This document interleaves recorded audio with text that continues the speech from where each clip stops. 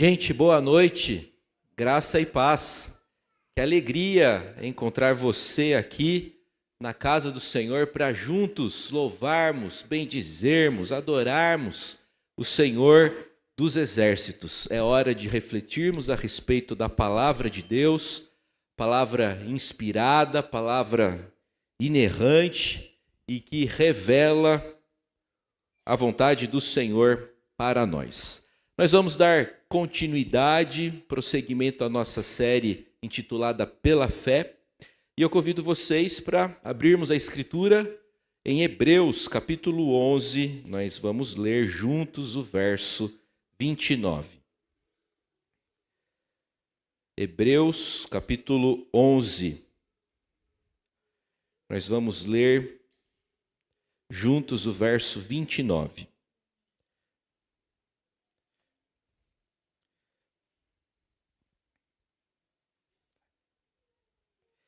Hebreus capítulo 11, nós vamos ler juntos o verso 29. Vamos lá? Pela fé, atravessaram o mar vermelho como por terra seca. Tentando os egípcios, foram tragados de todo. Até aí. As crianças até 11 anos podem descer para o salão social. Elas vão ouvir a exposição da palavra de Deus na linguagem delas. E eu convido vocês que vão prosseguir aqui, que não são mais crianças, para lermos outro texto, Êxodo capítulo 14. Êxodo capítulo 14. Nós vamos ler a partir do verso 15.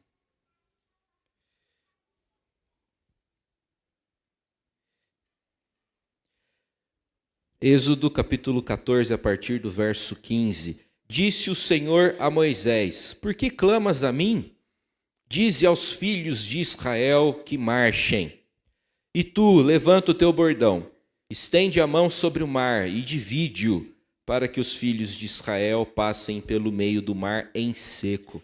Eis que endurecerei o coração dos egípcios, para que vos sigam e entrem nele. Serei glorificado em Faraó e em todo o seu exército, nos seus carros e nos seus cavalarianos. E os egípcios saberão que eu sou o Senhor, quando for glorificado em Faraó, nos seus carros e nos seus cavalarianos. Então, o anjo de Deus, que ia adiante do exército de Israel, se retirou e passou para trás deles. Também a coluna de nuvem se retirou de diante deles, e se pôs atrás deles, e ia entre o campo dos egípcios e o campo de Israel. A nuvem era escuridade para aqueles, e para este esclarecia a noite, de maneira que, em toda a noite, estes e aqueles não puderam aproximar-se. Então Moisés estendeu a mão sobre o mar, e o Senhor, por um forte vento oriental, que soprou toda aquela noite, fez retirar-se o mar, que se tornou terra seca, e as águas foram divididas. Os filhos de Israel entraram pelo meio do mar em seco, e as águas lhe foram qual muro à sua direita e à sua esquerda. Os egípcios que os perseguiam entraram atrás deles, todos os cavalos de Faraó, os seus carros e os seus cavalarianos, até ao meio do mar. Na vigília da manhã, o Senhor, na coluna de fogo e de nuvem, viu o acampamento dos egípcios e alvorotou o acampamento dos egípcios. Emperrou-lhes as rodas dos carros e fê-los andar dificultosamente. Então disseram os egípcios: Fujamos da presença de Israel, porque o Senhor peleja por eles contra os egípcios. Disse o Senhor a Moisés: Estende a mão sobre o mar, para que as águas se voltem sobre os egípcios, sobre os seus carros e sobre os seus cavalarianos. Então Moisés estendeu a mão sobre o mar, e o mar, ao romper da manhã, retomou a sua força. Os egípcios, ao fugirem, foram de encontro a ele, e o Senhor derribou os egípcios no meio do mar. E voltando às águas, cobriram os carros e os cavalarianos de todo o exército de Faraó, que os haviam seguido no mar, nem ainda um deles ficou. Mas os filhos de Israel caminhavam a pé enxuto pelo meio do mar, e as águas lhes eram quais muros à sua direita e à sua esquerda. Assim, o Senhor livrou Israel naquele dia da mão dos egípcios, e Israel viu os egípcios mortos na praia do mar. E viu Israel o grande poder que o Senhor exercitara contra os egípcios, e o povo temeu ao Senhor e confiou no Senhor e em Moisés, seu servo. Vamos orar. Pai, a tua palavra foi lida e nós compreendemos que a Escritura procede de ti mesmo. Toda a Escritura é inspirada pelo Senhor e útil para o ensino, para a repreensão, para correção, educação na justiça, a fim de que o homem de Deus seja perfeito e perfeitamente habilitado para toda boa obra. Nós cremos nisso e imploramos para que o Senhor nos abençoe nesse instante de reflexão, nesse exercício devocional. É a nossa oração, em nome de Jesus. Amém. Você já se sentiu encurralado? Num beco sem saída? Não tenho para onde fugir. Não tenho para onde ir. Você olha para um lado, você olha para outro e parece não haver saída ou chance de salvação. Os israelitas estavam encurralados. E quem os encurralou foi o próprio Deus. É possível que você esteja encurralado por causa de uma série de decisões imprudentes, equivocadas, que você tomou no passado. É possível que você esteja encurralado agora por conta do que alguém fez. Sua situação crítica pode estar ligada a um filho que está distante dos caminhos do Senhor.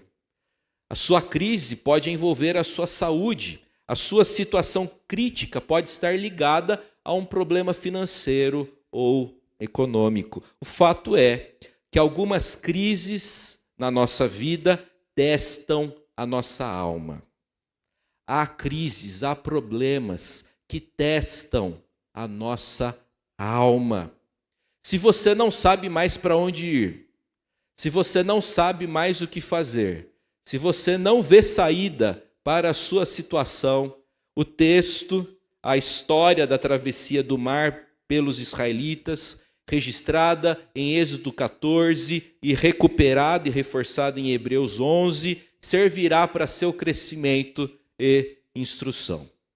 Nós temos conversado aqui na igreja sobre o tema pela fé, a partir do capítulo 11 da Epístola aos Hebreus, que reúne diversas histórias de vitória, de consagração, de coragem, de resistência, que aconteceram por causa da fé. Fé que é definida por essa epístola como sendo certeza de coisas que se não veem, certeza de coisas que se esperam.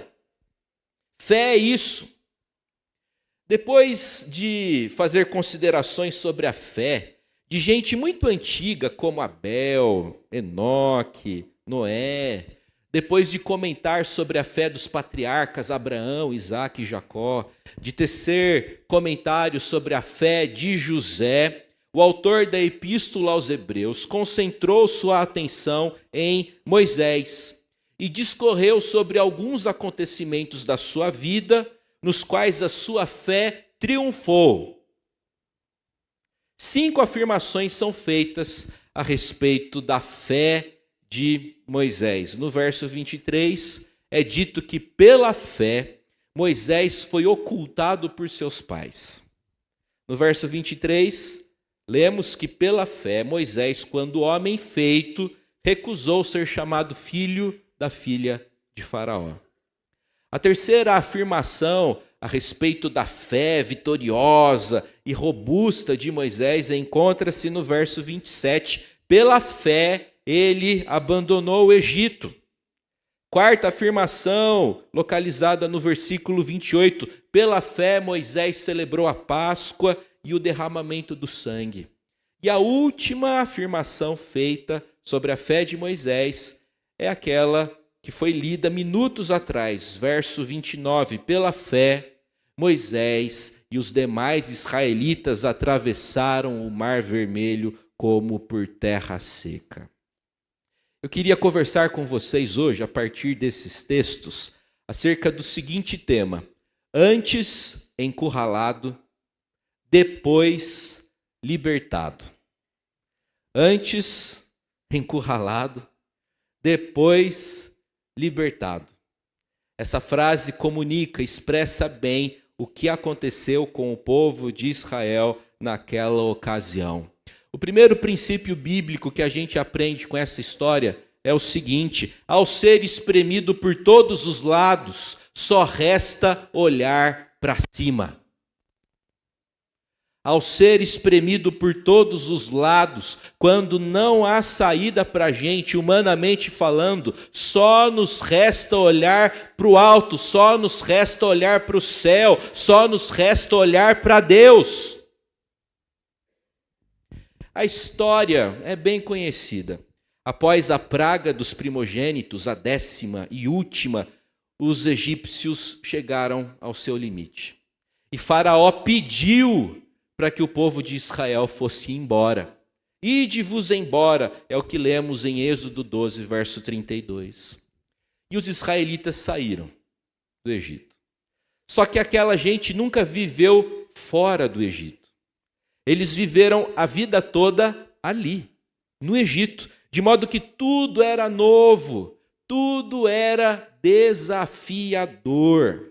Só que em vez de seguirem para a terra que o Senhor iria lhes dar, os israelitas foram conduzidos por Deus para o sul, em direção ao deserto, e acamparam na frente do Mar Vermelho. Eles estavam num verdadeiro beco sem saída. Na frente o mar, atrás o Egito, dos lados montanhas.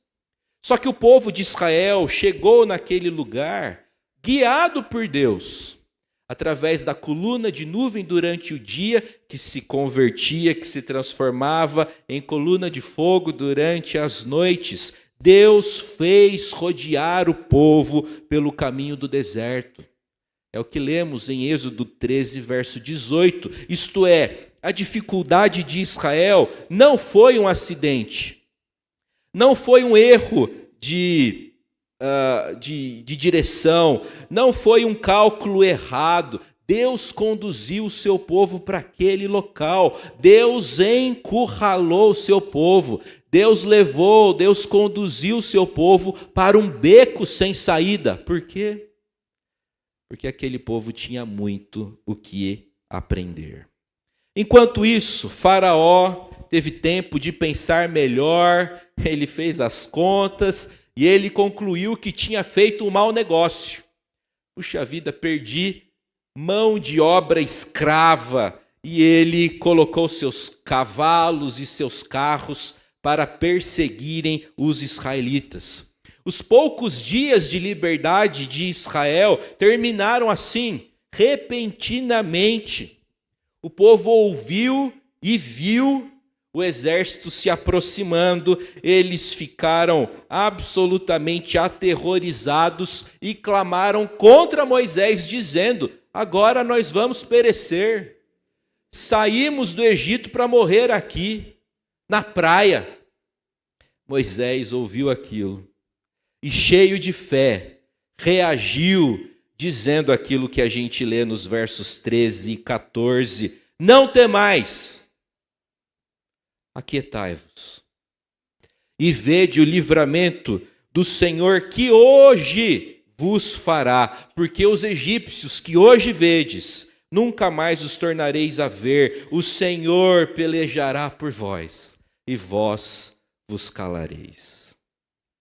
O que me impressiona é que Moisés disse isso antes de Deus revelar para ele o plano de abrir o mar. Moisés não sabia que Deus ia abrir o mar, mas ele sabia que Deus iria libertá-lo. Ele sabia que o Senhor iria livrar ele e o povo de Israel. Repare que Moisés prega pela fé. Moisés anuncia o livramento pela fé, porque fé é justamente isso, é uma antecipação de coisas que a gente ainda não vê e que a gente ainda não consegue segurar com as mãos. Naquela situação, Deus fala a Moisés: dize aos filhos de Israel que marchem. Mas espera aí, Senhor, como é que o povo vai marchar? Na frente está o Mar Vermelho, dos lados montanhas, atrás está o exército inimigo. O que Deus ordena ao povo naquele contexto? Marchem, vai para frente, não fica parado, dominado pelo medo, prossigam, andem pela fé. O mar não abre para o povo marchar, o povo marcha para o mar abrir. No reino espiritual, as coisas acontecem de maneira diferente. O povo precisava marchar, o povo precisava responder de forma obediente. O povo de Deus não anda pelo que vê, o povo de Deus anda pela fé. Moisés clamou a Deus e o Senhor deu uma instrução surpreendente, que a gente encontra no verso 16. Levanta o teu bordão, estende a mão sobre o mar e divide-o para que os filhos de Israel passem pelo meio do mar em seco. A fé não morre diante das dificuldades. A fé avança, mesmo quando tem um mar na nossa frente e inimigos nas nossas costas. Ao ser espremido por todos os lados, só nos resta olhar para cima. Quando os recursos humanos se esgotam, quando o recurso financeiro acaba, quando os recursos da medicina não dão mais conta, só nos resta olhar para cima, só nos resta olhar para o Senhor. Você tem feito isso? Você entregou a sua causa ao Senhor? Você espera livramento e salvação da parte do Senhor? Na hora difícil devemos clamar o auxílio de Deus. E o Senhor responde.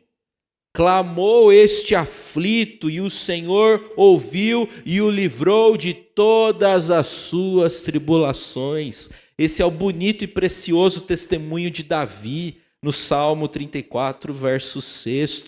Como Davi devemos clamar ao Senhor e implorar pela sua graça e pela sua intervenção.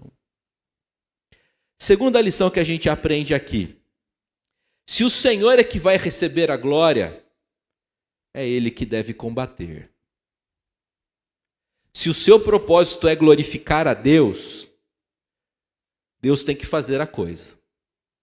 Se é Deus que vai receber a glória, Ele que deve combater.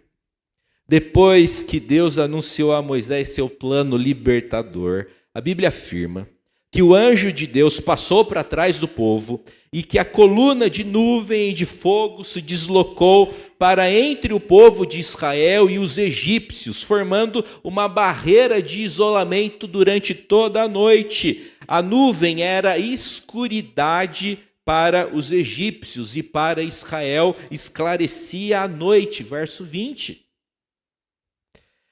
Quando Moisés levantou o seu bordão e estendeu a mão sobre o mar, um forte vento começou a soprar.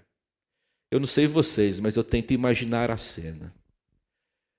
Eu tento me imaginar na praia. Eu tento imaginar o barulho daquele vento. Eu tento imaginar a sensação daquele vento no meu rosto.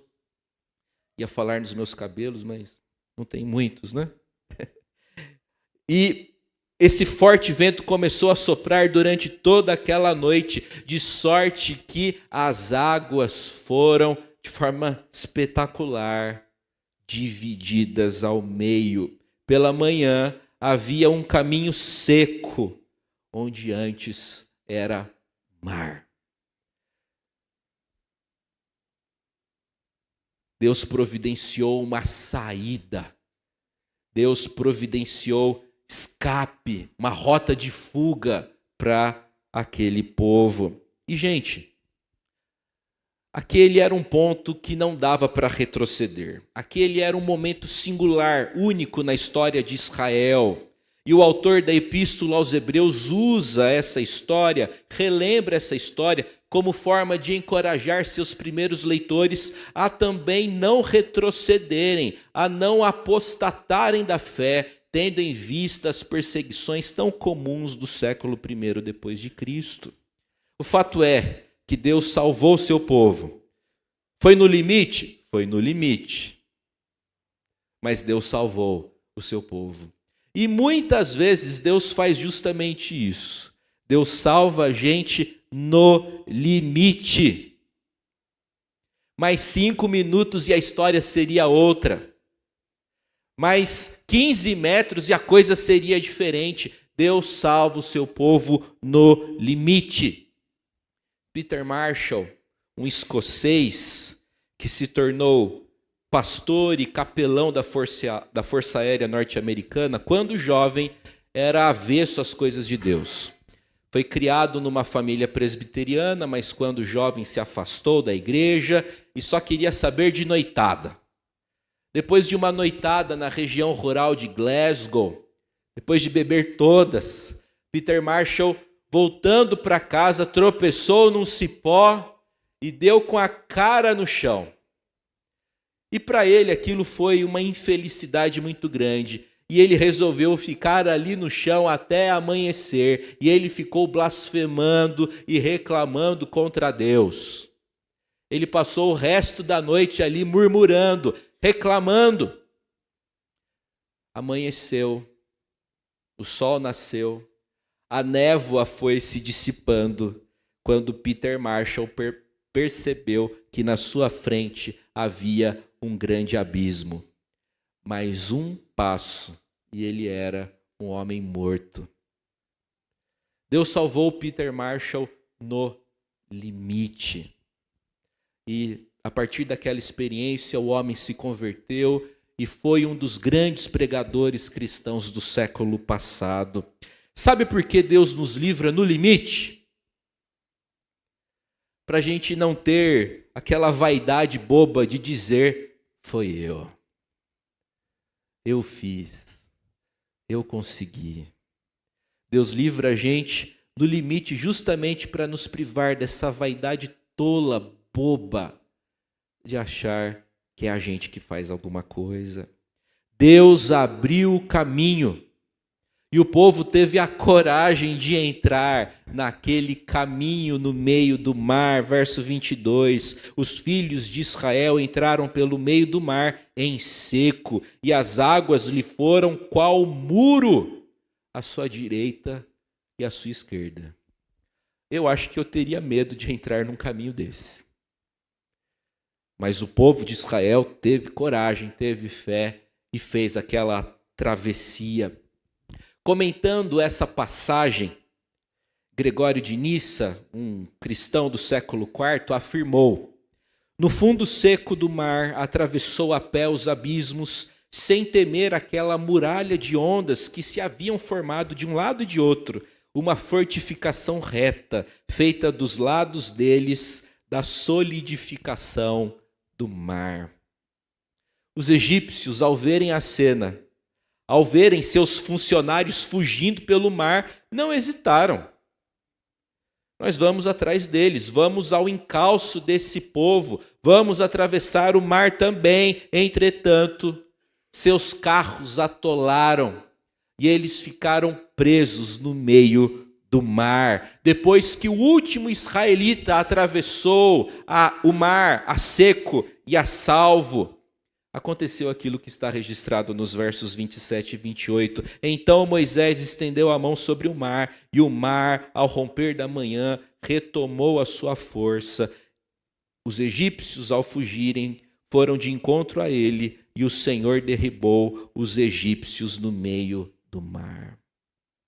O que foi livramento para os israelitas foi destruição para os egípcios. O que para Israel foi salvação, para o Egito foi destruição. Se você deseja que o Senhor seja glorificado, você deve colocar as suas causas nas mãos do Senhor. Você deve parar de tentar dar os seus jeitinhos. Você deve parar com as tramóias humanas. Você deve se entregar, se encomendar à divina providência. Você precisa confiar que o Senhor vai lutar as suas lutas. O Senhor pelejará por vós. Moisés afirmou isso. E pela fé a gente pode afirmar: o Senhor pelejará por mim e por vocês. Gente, todos os verbos críticos na parte central do relato da saída do Egito e passagem do mar têm Deus como agente.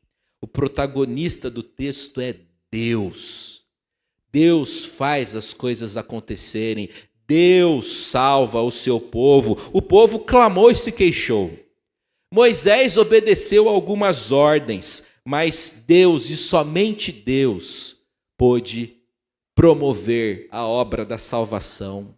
A palavra hebraica para salvar comunica a ideia de arrancar de perigo mortal, recuperando daí a recuperação da vida normal, enriquecida agora pelo contato com o Salvador divino.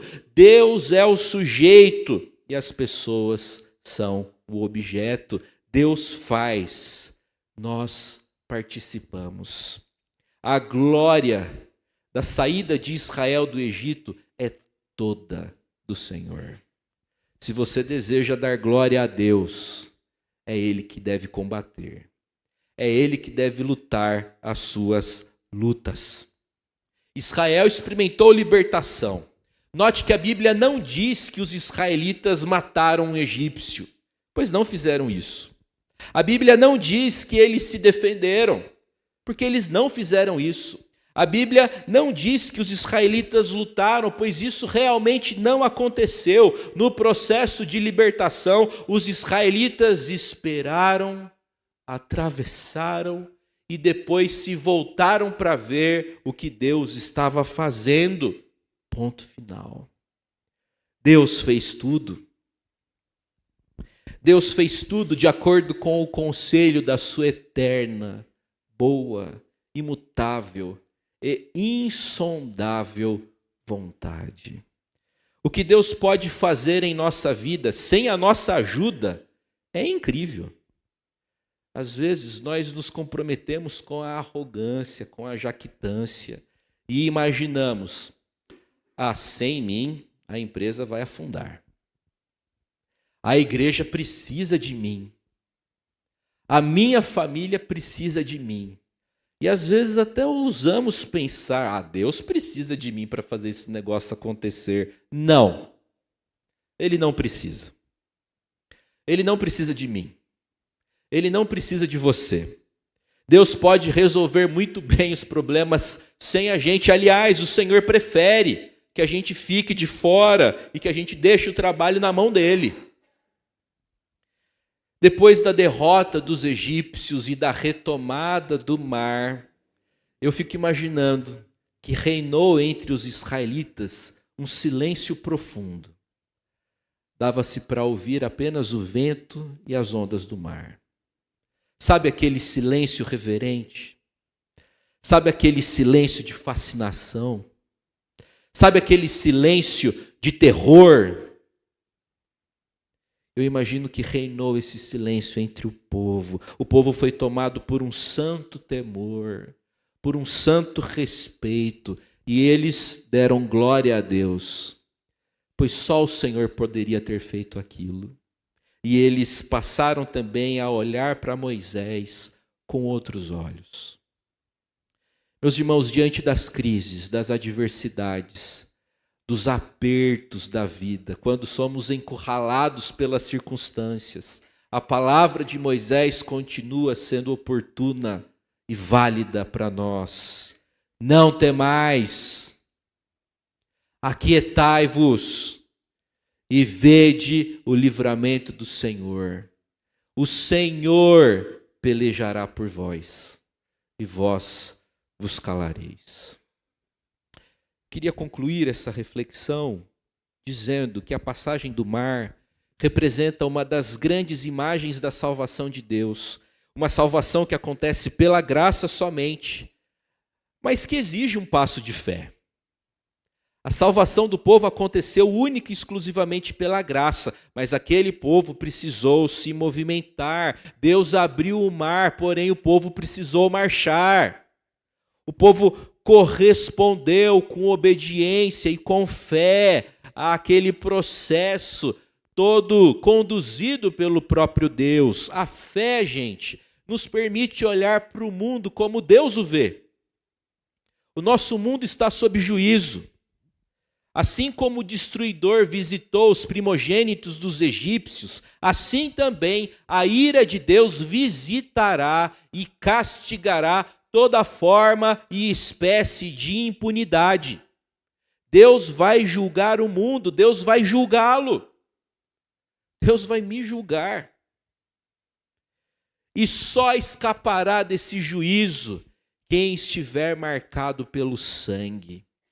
E não me refiro ao sangue de um animal morto.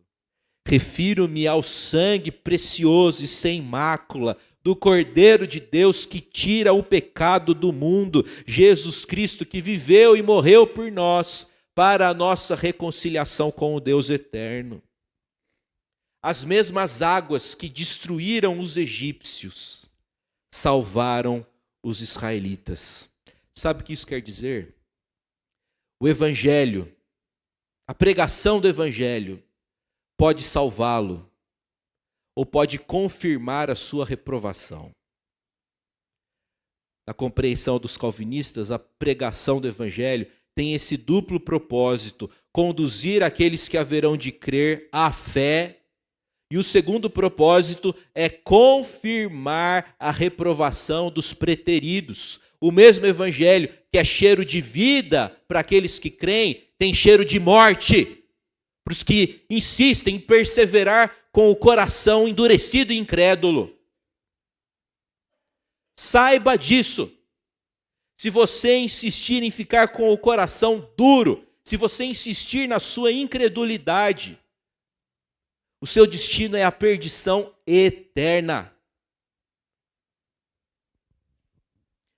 Para com este cheiro de morte para a morte, para com aqueles, aroma de vida para a vida. 2 Coríntios 2,16. Isso daqui tem que cheiro para você. O evangelho tem que cheiro para você. Cheiro de vida ou de morte? Você vai atravessar o mar ou vai morrer afogado nele?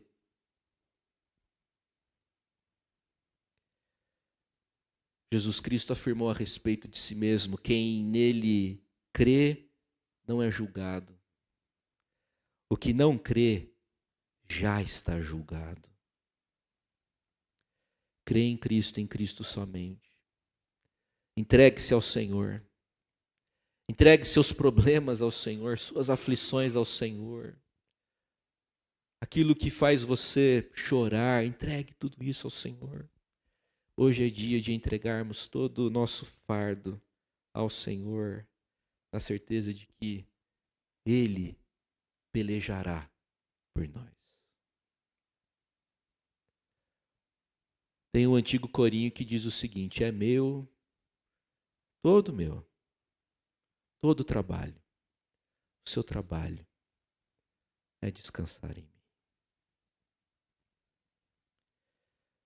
Pai Celestial, nós estamos na Tua presença, doce presença. Obrigado, Deus, porque o Senhor oferece gratuitamente salvação por meio da obra de Jesus. E a minha petição ao Senhor, ó Deus, é que todos aqueles que estão aqui, que estão ouvindo a Tua palavra, que sejam alcançados pelo Evangelho de Jesus, pela oferta da graça. O Senhor tem prazer em perdoar pecadores. No entanto, a Tua palavra declara também que o Senhor é justo e reto juiz. E o Senhor não faz vista grossa em relação ao pecado. Só serão poupados aqueles que creem no sacrifício de Jesus. O Senhor vê em nós filhos, quando vê teu filho em nós. Imploro a Deus para que os presentes, para que nossos familiares confessem a Cristo como Senhor de suas vidas. Ó Deus, nós vimos que quando somos cercados por todos os lados, a única salvação, o que nos resta é olhar para cima, e é o que estamos fazendo nessa noite. Recorremos ao Senhor. Nós imploramos, ó Deus, salvação que vem da tua parte. Imploramos, ó Deus, para que o Senhor transforme a nossa vida, para que o Senhor cure a nossa doença, para que o Senhor transforme a nossa tristeza em riso, a nossa desesperança em canção. Imploramos, ó Deus, para que o Senhor transforme e altere a nossa preguiça em disposição, a nossa vergonha em orgulho santo e reverente. Imploramos, ó Deus, para que o Senhor transforme a nossa inércia em atividade consagrada. Ó Deus, visita o teu povo, me visita. Visita meus irmãos queridos, visita esse bairro e usa-nos, ó Deus, para fazer grandes coisas. Nós carecemos do Senhor. Precisamos, ó Deus, que o Senhor abra o mar e precisamos que o Senhor nos dê coragem para atravessá-lo. Pai, essa é a nossa oração, é a nossa petição. Em nome de Jesus, o Salvador. Amém.